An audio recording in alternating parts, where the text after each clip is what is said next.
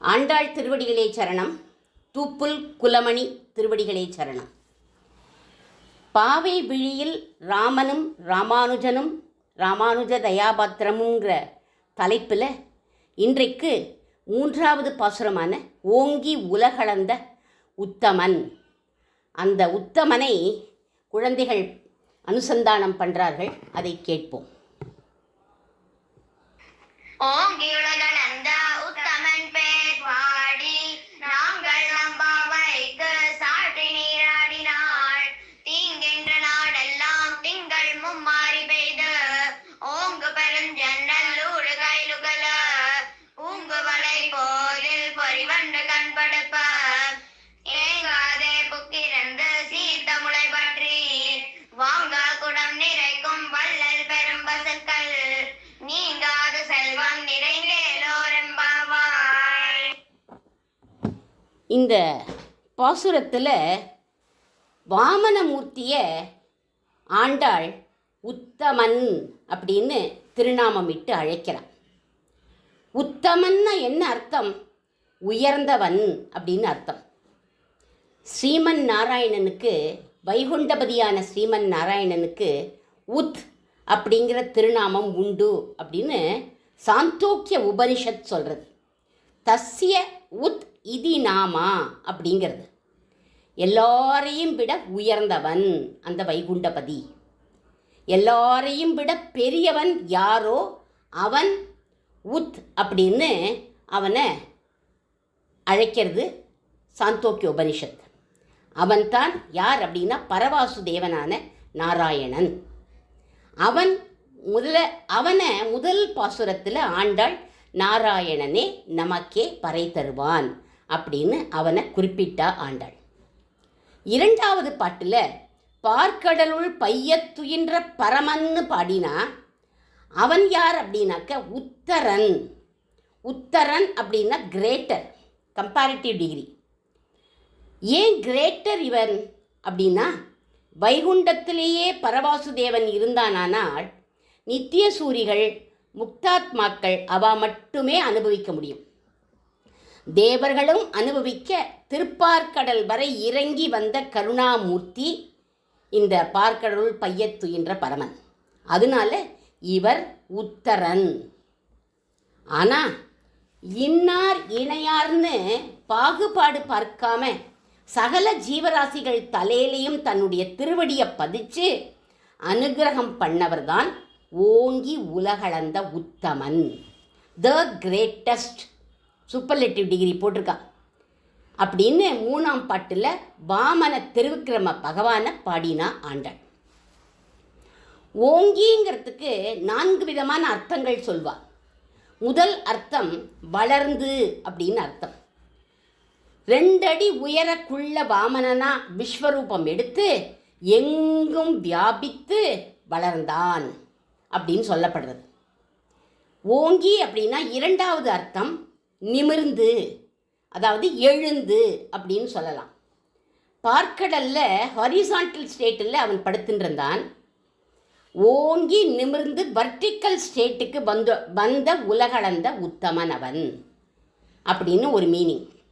3வது அர்த்தம் ஓங்கி அப்படின்னா மகிழ்ந்து அப்படின்னு அர்த்தம்.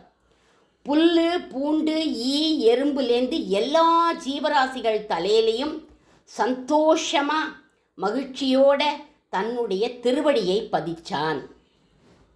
நம்மோட தலையிலையும் பதிச்சதுனால தான் படிப்படியாக நம்ம முன்னேறி இன்னைக்கு சத்சங்கத்தில் உட்காண்டிருக்கோம்.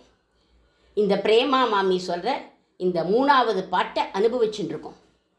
ஞான வைராக்கியம் வளர்ந்து பகவானோட குணங்களில் இன்னைக்கு நம்ம ஈடுபட்டுருக்கோம். எம்பெருமான் மகிழ்ந்து உலகளந்ததை திருப்பானாழ்வார் கூட பாடுறார். உவந்த உள்ளத்தனாய் உலகம் அளந்து அண்டமுற அப்படின்னு அவர் பாடுறார். கடைசியாக 4வது அர்த்தம் என்ன அப்படின்னா விரைந்து. விரைந்துன்னா ஃபாஸ்ட்டாக வளர்றது. எவ்வளவு வேகமாக வளர்ந்தான் அப்படின்னா மகாபலியோட கமண்டல ஜலம் வாமனோட கையில் பட்ட அடுத்த நிமிஷம் பிரம்மாவோட கமண்டல ஜலம் திருவிக்கிரமனோட திருவடியில் பட்டுடுத்தான். அவ்வளவு ஃபாஸ்ட்டாக வளர்ந்தானா. இப்படி சொல்லிகிட்டே வந்தா ஏன் அவன் உத்தமன் அப்படின்னு ஆண்டாள் தன் தோழிகள்கிட்ட இன்னும் பாவைக்களத்தில் தான் இந்த இன்ஸ்ட்ரக்ஷன்ஸ் எல்லாம் சொல்லிட்டு வரா. உடனே ஒரு தோழி கேட்டா, ஆண்டாளே எனக்கு ஒரு டவுட்டு அப்படின்னா. என்ன டவுட்டு அப்படின்னு கேட்டால் ஆண்டாள், வாமனமூர்த்தியை உத்தமன்னு சொல்கிறியே, அவன் ஃப்ராடுன்னா சின்ன காலை காட்டி பெரிய காலால் உலகத்தையும் அளந்து மகாபலியை ஏமாத்திட்டானே, அவனை போய் உத்தமன்னு சொல்கிறியே அப்படின்னு சொன்னா அந்த தோழி. அதுக்கு ஆண்டாள் எவ்வளவு அழகாக பதில் சொல்கிறா பாருங்க.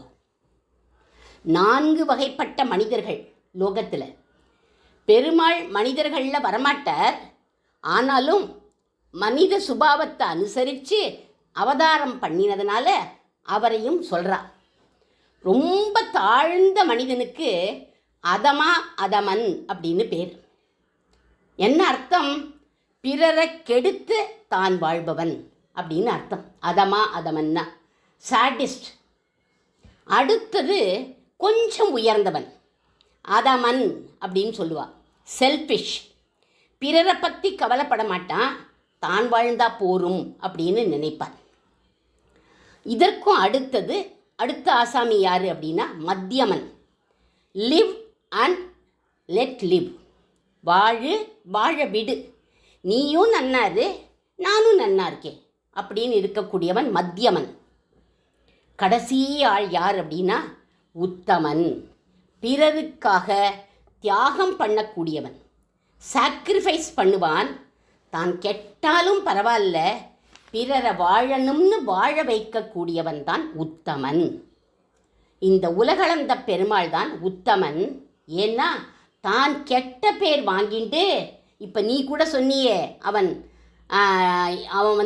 மகாபலியை ஏமாத்திட்டான்னு, தான் கெட்ட பேர் வாங்கிட்டு எல்லாருக்கும் அனுகிரகம் பண்ணினான்.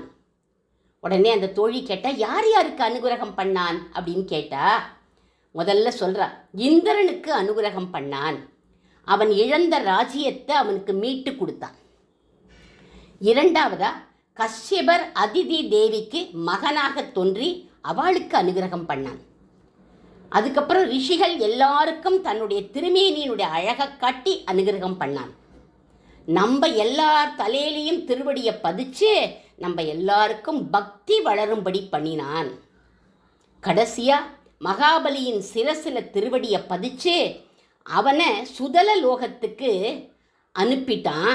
அனுப்பிட்டு சும்மா இல்லை, கதா பாணியா கையில் கதையை வச்சுட்டு ஒரு காவலாளியாக செக்யூரிட்டி கார்டாக நின்றுட்டுருக்கானா. எப்படி தெரியும் அந்த மாதிரி நிற்கிறான் அப்படின்னா, அதை ராமாயணத்தில் உத்தரகாண்டத்தில் சொல்லப்படுறது. அது ஸ்ரீராமாயணத்தில் உத்தரகாண்டத்தில் ராவணன் என்ன பண்ணினான்னா, எல்லா ராஜாக்களையும் ஜெயிச்சுட்டு சுதள லோகத்தில் மகாபலியோட சண்டை போடணும்னு வரான். வாசலில் நிற்கிற வாமனமூர்த்தி சொன்னார், என் தலைவன்கிட்ட மோத நீ வந்திருக்கியா அப்படின்னு சொல்லி ஒரு அடித்து அவனை விரட்டி விட்டுட்டார். அப்போது காவல்காரனாக நிற்கிறானங்க மகாபலிக்கு.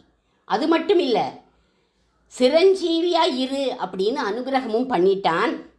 அடுத்த படைப்பில் நீதான் இந்திர பதவியில் இருப்பாய் அப்படின்னு வேற சொல்லிட்டான். உடனே ஓடி வந்துட்டான் இவனுடைய தாத்தா பிரகலாத ஆழ்வான்.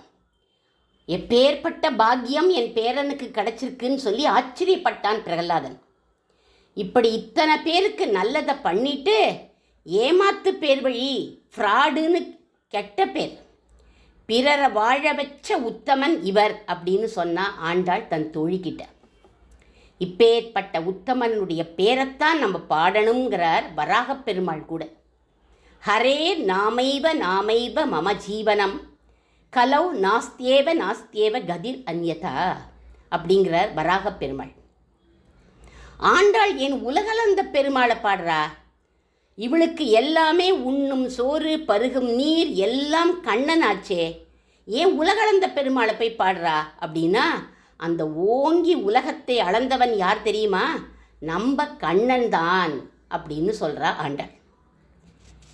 எப்படி அப்படின்னு கேட்டார்கள். உலகம் அப்படின்னா சாஸ்திரம் அப்படின்னு ஒரு அர்த்தம் உண்டு. பகவத்கீதையில் அது சொல்லப்பட்டிருக்கு. பகவத்கீதையில் ஒரு ஸ்லோகம், அதோஸ்மி லோகே வேதேச்ச பிரதிதம் புருஷோத்தமக. லோகே அப்படிங்கிற இந்த வார்த்தைக்கு சாஸ்திரம்னு அர்த்தம் சொல்லியிருக்கார் யார்? கீதா பாஷ்யத்தில் நம் பகவத் ராமானுஜர். இதே மாதிரி திவ்ய பிரபந்தத்திலையும் ஒரு பாசுரம், எல்லீரும் வீடு பெற்றால் உலகில்லை அப்படிங்கிற இந்த இடத்துலையும் உலகு அப்படின்னா சாஸ்திரம்னு நம்பிள்ளை வியாக்கியானத்தில் சொல்லியிருக்க. அதனால நம்ம கண்ணன் தான் சாஸ்திரத்தை கொடுத்துருக்கான். எப்படி? ஓங்கி விஸ்வரூபம் எடுத்து சாஸ்திரங்களை எல்லாம் அளந்து கீதையாக பகவத்கீதையாக வழங்கிய உத்தமன் யார் தெரியுமா? நம்ம கண்ணன். விஸ்வரூபம் எடுத்தான், உலகங்களாகிய சாஸ்திரங்களை அளந்தான், கீதைங்கிற அமுதத்தை கொடுத்தான். அதனால ஓங்கி உலகளந்த உத்தமன் யார் தெரியுமா? நம்ம கண்ணன் தான் அப்படின்னு சொன்னான். சரி, கண்ணனை சொல்லிட்டோம், ஓங்கி உலகளந்த உத்தமன். ராமன் எப்படி உத்தமன் அப்படின்னா, ராமனும் உத்தமன் தான். எப்படி? ஸ்ரீராமனும் உலகையே அளந்த உத்தமன். எப்படி அவன் அளந்தான்? அயோத்தியிலேருந்து லங்கை வரை காட்டிலையும் மேட்டிலையும் நடந்து நடந்து உலகத்தையே அளந்த. காலில் பாதுகை கூட போட்டுக்கல. இருந்த பாதுகையையும் சித்திரக்கூடம் வந்து பரதன் வாங்கிட்டு போயிட்டான். காலில் பாதுகை கூட இல்லாமல் காட்டிலையும் மேட்டிலையும் நடந்து நடந்து உலகத்தை அளந்தவர். அதனால அவனும் உத்தமன். அப்படி அளக்கிற போது நல்ல உபதேசங்கள் பண்ணி நல்வழிப்படுத்தினார். மகரிஷிகளின் யாகத்தை காத்த உத்தமன் அவன் அப்படிங்கிறார். அதை கம்பர் ஒரு பாசுரத்தில் சொல்கிறார். முனிவன் வேள்வியை மண்ணினை காக்கின்ற மன்னன் மைந்தர்கள் கண்ணினை காக்கின்ற இமையின் காத்தனர் அப்படிங்கிறார் கம்பர். கண்ணிமைகள் கருவிழியை காக்கிறது போல விஸ்வாமித்திரர் நடத்தின யாகத்தை மண்ணின் மைந்தர்கள் காத்து கொடுத்தனர் அப்படிங்கிறார் இந்த இடத்துல கம்பன். இந்த உத்தமனினுடைய பேரை பாடணும். பேரை பாடினா நமக்கு என்ன கிடைக்கும்? நன்மையும் செல்வமும் நாளும் நல்குமே, திண்மையும் பாவமும் சிதைந்து தேயுமே, ஜன்மமும் மரணமும் இன்றி தீருமே, இம்மையே ராம என்ற 2 எழுத்தினால் அப்படின்னு கம்பர் சொல்கிறார். அப்போது ராமனும் உத்தமன், கண்ணனும் உத்தமன் அப்படின்னு தெரிஞ்சு போயிடுது. இவாளை காட்டிலும் ஒருபடி மேலான உத்தமர் யார் தெரியுமா? நம் சுவாமி வேதாந்த தேசிகன். சுவாமியினுடைய பெருமை பேசப்படுறது இந்த பாசுரத்தில். ஓங்கி உலகளந்த உத்தமன் பேர் பாடி அப்படின்னா, இப்போ தான் சொன்னேன் உலகம்னா சாஸ்திரம் அப்படின்னு ஒரு அர்த்தம்னு. அந்த சாஸ்திரத்தை அளந்து அளந்து கம்பீரமாக அதோட ரகசிய அர்த்தங்களை சுவாமி வேதாந்த தேசிகர் தன்னுடைய சிஷ்யர்களுக்கு காலக்ஷேபம் பண்ணினார். அவளுக்கு கண்கண்ட தெய்வமாக இருந்து சிஷ்யர்களோட போய் நேர பேசி அவர்களை திருத்தி பணி கொண்ட உத்தமன் நம் சுவாமி. பகவானை காட்டிலும் உயர்ந்தவர் இவர். ஏன்னா பகவான் நேர யாரோடையும் பேச மாட்டார், பேசினதும் இல்லை. ஆனால் நம் சுவாமி அடியார்களோட பக்தர்களோட சிஷ்யர்களோடெல்லாம் பேசி அவர்களுடைய கஷ்டத்தை தீர்த்த உத்தமர் இவர். த கிரேட்டஸ்ட் பர்சன் யார் அப்படின்னா நம் சுவாமி வேதாந்த தேசிகன். இவரே ரகசியத்திரய கிரந்தத்தில் சாதிச்சிருக்கார். தமிமம் சர்வசம்பன்னம் ஆச்சாரியம் பிதரம் குரும். ஆச்சாரியன்தான் உயர்ந்த தேவதை அப்படின்னு அவரே சாதிச்சிருக்கார். இவர் தன்னுடைய ஆச்சாரியன், இவருடைய ஆச்சாரியன் யார் அப்படின்னா அப்புள்ளார். இவருடைய மாமா சொன்னேன் இல்லையா, அப்புள்ளார் தான் இவருக்கு ஆச்சாரியன். அவரை கொண்டாடி அவரால் தான் நான் பிழையற பாசுரங்கள்லாம் பாடக்கூடிய ஞானத்தை அடைந்தேன். என்னை கிளிய பழக்குவது போல என்னுடைய மாமா பழக்கி இருக்கார். அதனால தான் திருவகீந்திரபுரத்தில் இருக்கிற தெய்வநாயக பெருமாள் என் உள்ளத்தில் பிரகாசிச்சார் அப்படின்னு தன்னுடைய ஆச்சாரியனை கொண்டாடிய உத்தமன் நம் சுவாமி. இப்பேற்பட்டவரோட புகழ பரப்பினார்கள் யாரு? இவருடைய சத் சிஷ்யர்களான 2 பேர். யார் 2 பேர்? வரதகுரு நயனாச்சாரியார். இவர் யார் அப்படின்னா சுவாமி தேசிகருடைய குழந்தை பிள்ளை. மற்றொருவர் சன்னியாசி ஜீயர், பிரம்மதந்திர சுதந்திர ஜீயர் சுவாமிகள், இவா 2 பேரும் இவருடைய புகழ பரப்பினார்கள். குரோர் நாம சதா ஜபேத் அப்படின்னு சுவாமியோட தனியனை அனுசந்தானம் பண்ணிட்டு அவரை உள்ளன்போட நினைக்கணும். ஏன்னா நம்மோட அஞ்ஞான இருளை நீக்கி ஞான தீபத்தை ஏற்றி வைக்கக்கூடியவர் ஆச்சாரியன் அப்படின்னு அவரே சொல்கிறார். அடுத்ததா, நாங்கள் நம் பாவைக்கு சாற்றி நீராடினால், சுவாமியோடைய வாத அனுஷ்டான காவிய நாடக ரகசிய கிரந்தங்களில் அமிழ்ந்து ஒரு சிஷ்யன் நீராடணும். அப்படி நீராடினா அவனுக்கு என்னெல்லாம் கிடைக்கும் அப்படின்னா, தீங்கின்றி நாடெல்லாம் திங்கள் மும்மாறி பெய்யும். அதாவது பிற மதங்களாகிய தீங்கு இல்லாமல் இவருடைய 3 ரகசிய கிரந்தங்களுடைய சாரத்தை அறிந்து அதை பிறருக்கு காலட்சேபம் பண்ணக்கூடிய பாக்கியம் கிடைக்கும். ஓங்கு பெரும் சென்னல் உடு கயல் உகழ ஞானம் விகாசம் அடைஞ்சு அவருடைய ஸ்ரீசுக்திகளில் அவருடைய கிரந்தங்களில் நமக்கு ஈடுபாடு ஏற்படும். பூங்குவளை போதில் பொறிவண்டு கண்படுப்ப, பூக்களில் இருக்கிற தேனை பருகிறதுக்காக வண்டுகள் வரும் இல்லையா, அந்த மாதிரி சுவாமியுடைய விஷய அனுபவங்கள் தான் தேனாகிய மகரந்தம். அதை இவருக்கு பிற்பாடு வரக்கூடிய ஆச்சாரியர்கள் பருகி அந்த அமுதத்தை மற்ற சிஷ்யர்களுக்கு கொடுக்கிறார்கள் அப்படின்னு அர்த்தம் இந்த இடத்துல. அடுத்த வரி, தேங்காதே புக்கியிருந்து சீர்த்த முலை பற்றி வாங்க குடம் நிறைக்கும் வள்ளல் பெரும் பசுக்கள். வள்ளல் பெரும் பசு யார் தெரியுமா? நம் சுவாமி வேதாந்த தேசிகன். பசுவோட மடியில் 4 காம்புகள் இருக்கும் இல்லையா? அந்த 4 காம்புகள் மூலமாக அது பாலை சுரக்கும்.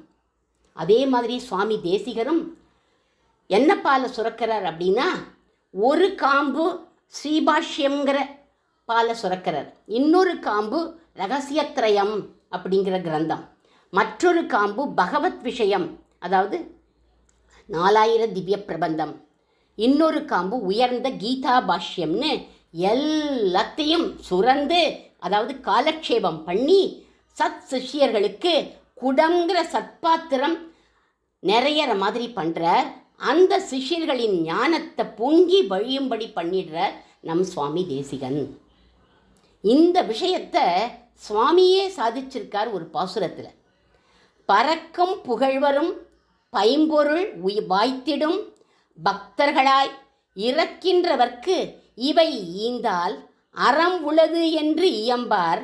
சுரக்கும் கருத்துடை தேசிகர் கன்று என நம்மை எண்ணி சுரக்கும் சுரவிகள் போல் சொருகின்றனர் சொல் அமுதே அப்படின்னு அவரே இந்த பாசுரத்தில் என்ன சொல்கிறார் அப்படின்னா, காமதேனு தன்னுடைய கன்றுக்கு பாலை சுரக்கும், அது மாதிரி பக்தியோட பிரார்த்திக்கும் சிஷ்யர்களுக்கு உபதேசமாகிய அமுதத்தை ஒரு ஆச்சாரியன் பொழியணும் அப்படின்னு சொல்கிறார். சிஷ்யர்களுக்கு தன்னுடைய அமுதத்தை கொடுக்கணும் அப்படிங்கிறார்.